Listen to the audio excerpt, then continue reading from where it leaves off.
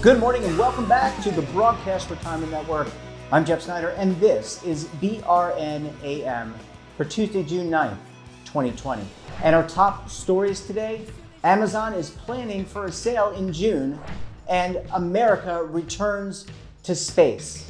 Well, joining me now to discuss this and a lot more is Daniel Klein, Senior Technology and Consumer Products Reporter with The Motley Fool. Hey, Dan, welcome back to the program this morning. Hey there, Jeff. Greetings from Orlando. Great to see you. Great to have you on the program. Dan, Amazon, I think overall did fairly well, but not as well as it possibly could have. What can you tell us? I know they're delaying their Amazon Prime Day and moving it back a little bit. Yeah, so I think Amazon has done astoundingly well. They get a little criticism for how they at first kept their factories open. That said, or their warehouses open. That said, they moved pretty quickly. And I don't think any business was really ready to deal with the pandemic. They went very quickly to masks and social distancing and temperature checks and giving employees leave and all sorts of stuff. But what they're doing with Prime Day, basically Prime Day is Amazon's yard sale. They clean out everything in their warehouse, but they also bring in other merchandise that, maybe Samsung has a TV that didn't sell so well. And Samsung says, wow, we'll send you a bunch of those TVs, just blow them out. So they don't want to do that. They don't want to stress out their supply chain. So they're pushing Prime Day into September, and they're going to have a sale on June 22nd. That's sort of going to be, my guess is, they haven't said what's going to be for sale. It's going to be all the Amazon-made products, maybe the older models, a lot of Echo Dots, a lot of Ring, a lot of Eero, all the house-owned brands, and whatever has piled up in the warehouse that they would have normally sold, but some things like exercise equipment they sold out of during the pandemic. There are other things like maybe clothing that were just less necessary, but they were already in Amazon warehouses. So this is going to be like the Amazon clearance sale, and I think you're seeing this everywhere. I told you earlier, I went to Disney Springs yesterday, just very briefly. That's the shopping area at Disney. It was pouring, but they do a temperature check. You have to wear a mask, but it's very pleasant. And because it was pouring, we went into Columbia, the jacket company, and my son and I both bought like windbreaker raincoats that were normally $55. They were 60% off, and we got another 10% as Disney pass holders after that. So like 64, 65% off. I can't do that math in my head. Every store there was offering sales like that, because basically they have inventory that's just been sitting there, and they need to clear that out. And even if they sell it at cost, they're going to be doing okay. So as a consumer, it's not just Amazon. If you are still working and have money, or if you need something, if it's a refrigerator, you might be out of luck. They sold a lot of those, so the prices are not low. I just had to buy a new refrigerator. It was not particularly inexpensive. But stuff that wasn't necessary during the pandemic, there are some amazing deals to be had. So Dan, who is the organization? Is it Walmart, Target that was trying to mirror Amazon Prime, the Prime Day? Yes. So everybody has done it. Basically, when Amazon announces Prime Day, Target and Walmart and pretty much every other major retailer will have a similar, like, let's call it clearance sale, where they will just put like whatever they have left on sale. And I would expect that this is going to happen on June 22nd as well, that companies are just going to sort of use this as a day to kickstart retail sales. And look, I think it's a good idea. As I was really impressed at Disney Springs. I've told you, I have not been all that impressed in West Palm Beach or Florida in general about how people are treating masks and social distancing. But at Disney Springs, where Disney was setting the rules, people had their masks on unless they were eating. Well, I was going to say, how did they take your temperature out of curiosity? How did they do that? So this concerns me. They use the surface temperature thing. Okay. And I'm concerned. And I don't know how this works. Maybe this is something you could talk to a medical professional about. But it's Florida. It's really hot. Now at Disney, it was rainy. I was coming from an air-conditioned car. I was parking in a garage, so I wasn't particularly warm when I got there. A lot of days, like Universal Studios is going to be doing temperature checks too. I don't know where that's going to be in the system, but it's likely going to be at the gate, but it might be at the entrance. If it's at the entrance, it's fine because you have to walk through City Walk to get to the parks. But if it's at the park entrance, I would have walked about a mile just to get there in Florida sun. It feels to me like the temperature of my face is going to be hotter than normal, and so would any normal human being. So I'm not sure exactly how this technology works, but I do know that, I had my temperature checked at another venue, and I was about a degree higher than I normally am. I run a low temperature generally, and I was a little bit off-put by that because I'm not sure how accurate this is and how much it's for show. If we had really accurate, like you walk through something at Disney and it could tell if you have a fever, I think that'd be great. I'm not sure the like $30 thing they bought on Amazon is the best way to be doing this. Yeah, just out of curiosity, just wanted to kind of get an idea about that. Let's go back to retail for a second, Dan. Consumers have not been spending money for obvious reasons. We don't have to go into them. We've been talking about them for many, many days on end on the network. So spending is down, savings rate is up. Savings rate is the highest it's been in like 30 years. I know, it's unbelievable. I mean, if this was the real, this was pre-pandemic, I mean, as a retirement professional, we'd be excited. I mean, I'd be excited about this. The reality is, it's probably not a great thing, and this is why the economy has contracted over the last quarter and will definitely contract this quarter as well. But is it your sense that this could kind of dislodge some of that spending, or will people, even though some places are opening up, they're getting back to work, potentially coming off furlough, could we see an increase in spending? Could this actually have a real benefit for the Targets, the Walmarts, and even some of those smaller retailers? So this is going to benefit almost everybody except high-end luxury retail. Yeah. I think the person that was going to buy a $5,000 Rolex, that was a stretch for them, they're probably going to wait. And the guy who could just buy it without thinking about it, well, he bought it anyway during the pandemic. But we saw with the reopening of Las Vegas has put its toe in the water, and people from California flocked to Las Vegas. Crowds were not at capacity, but with the limits they're using, crowds were very strong on opening days.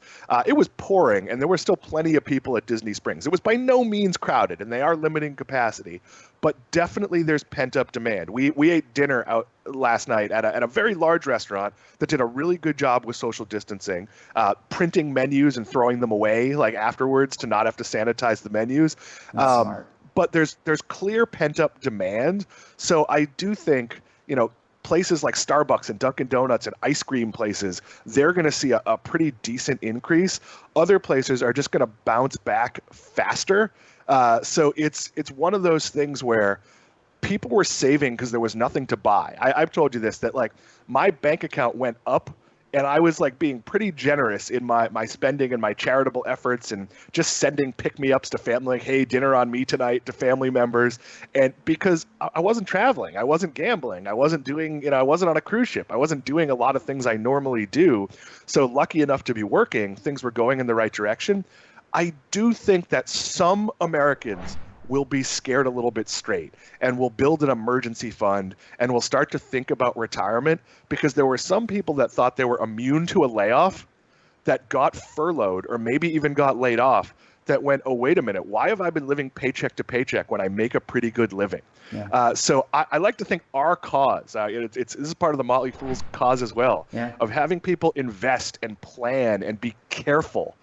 Don't invest money you need for the next 3 years, 5 years, whatever time frame you want to put on it.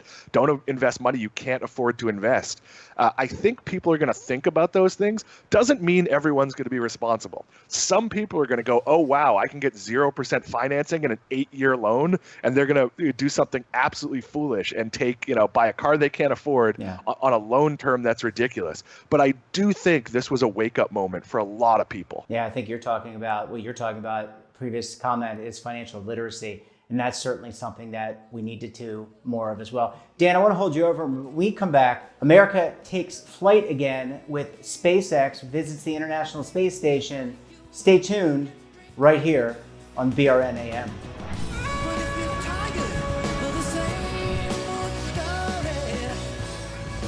Imagine a new television network that will make you richer, healthier, and in control of your financial future.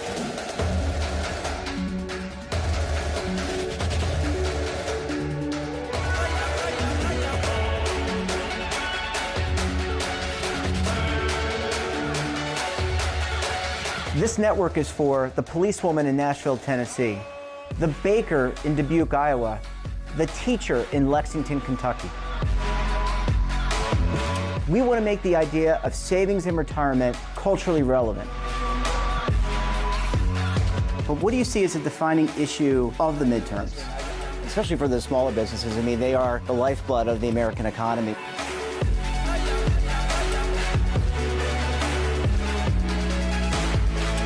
Featuring exclusive interviews, current affairs, and docuseries. 33 years old, you retired early. The philosophy is money only matters if it helps you live a life that you love. But you got to start thinking about retirement as soon as you get in. The Broadcast Retirement Network will drive very high engagement with premium partnerships. So this isn't retirement and savings for your parents or grandparents. This is for all Americans. And we're going to change the way you think about money.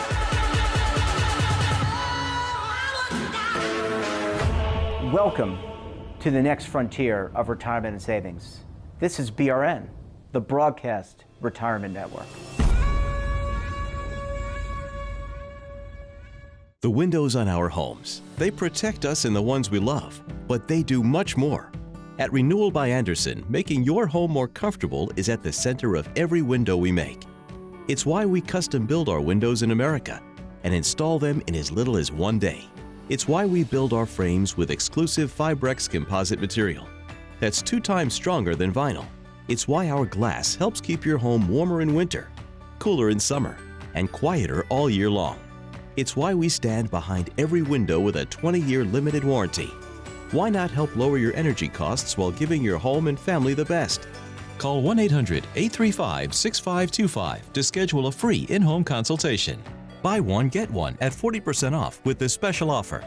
Plus, get special financing with no money down, no monthly payments, and no interest for 1 full year.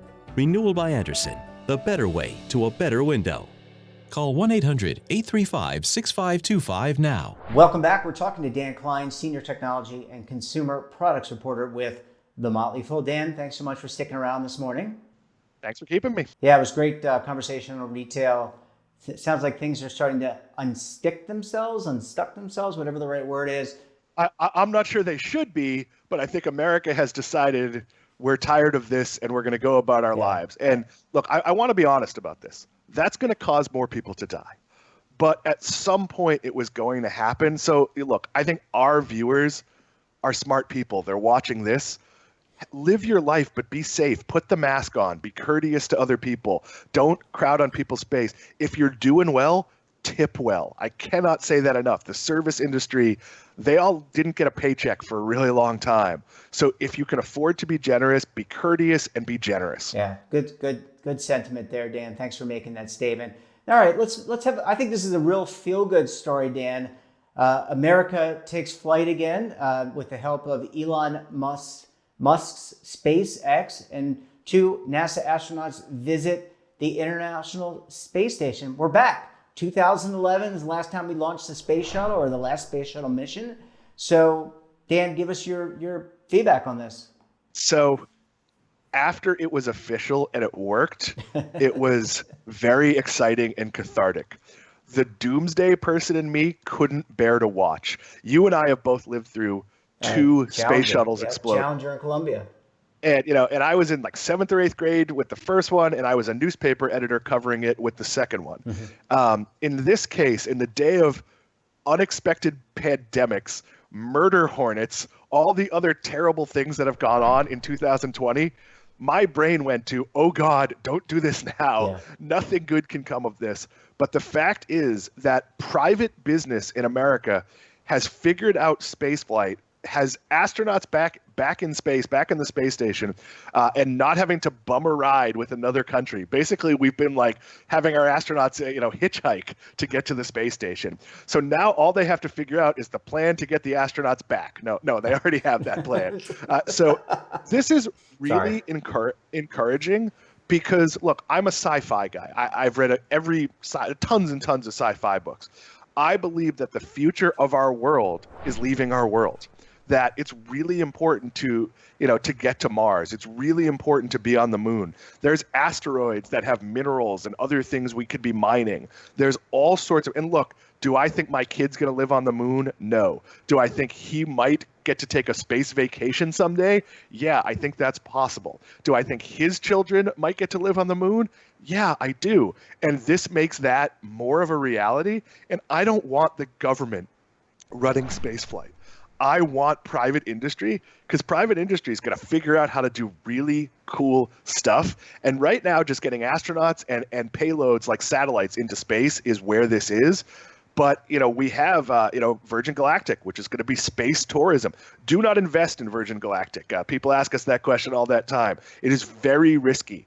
Their business model is people paying $250,000 for an 18-minute space flight.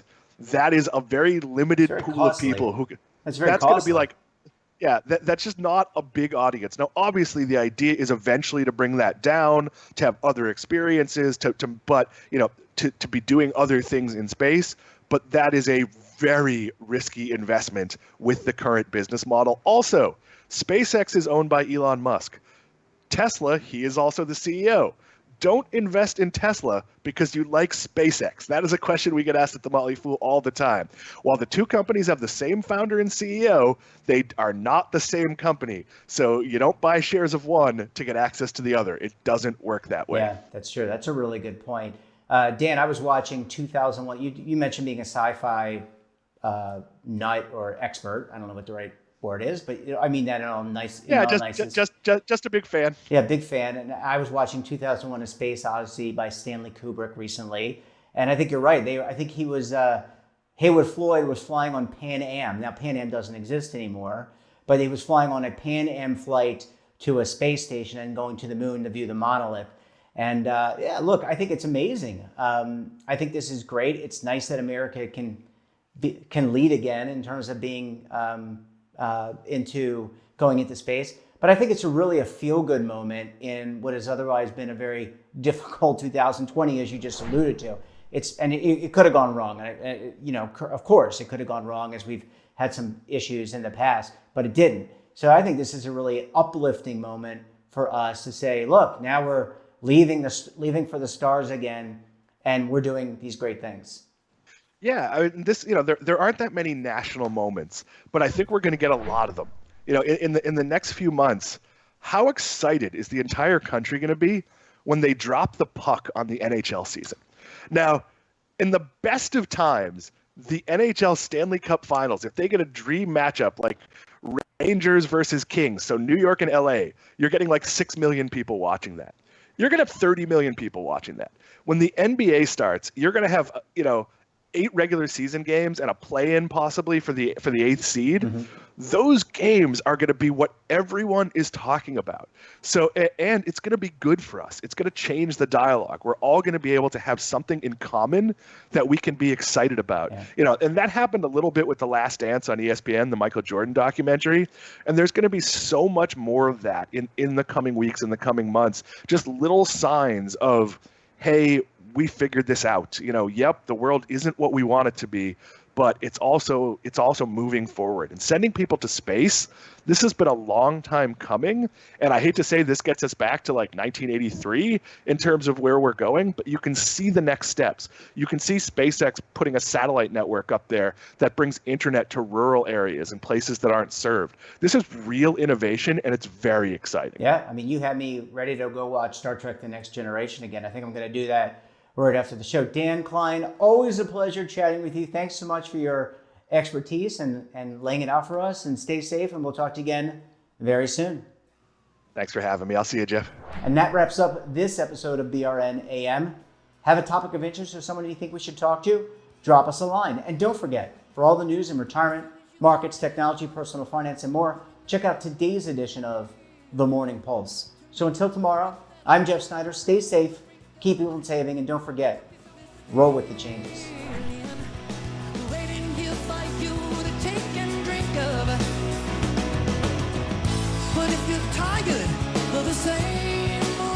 Attention. The Centers for Medicare and Medicaid Services has officially authorized new benefits that Medicare Advantage plans may include. To get the benefits you deserve, you can call the Medicare Coverage Helpline. Hi, I'm Joe Namath. If you're on Medicare, this is important information.